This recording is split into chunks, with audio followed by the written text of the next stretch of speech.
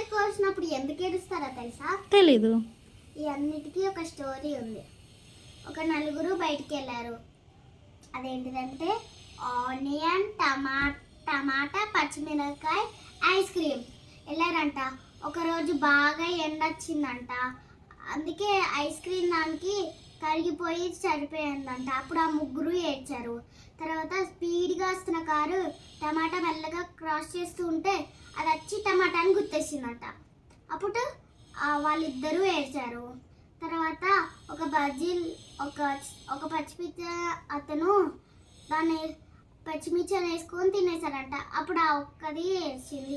తనకి ఆలోచన వచ్చిందంట, అందరూ చచ్చిపోతే మేమందరము ఏడ్చాము, కానీ నేను చచ్చిపోతే ఎవరు ఏడుస్తారు అని అన్నారంట. దేవుడు ఒక వరం ఇచ్చారంట. నువ్వు ఎవరైతే నేను చంపుతారో వాళ్ళందరూ ఏడవాలి అని అనుకుంటారంట. అందుకే మనం ఉల్లిపాయలు కోసేటప్పుడు ఏడుస్తాం.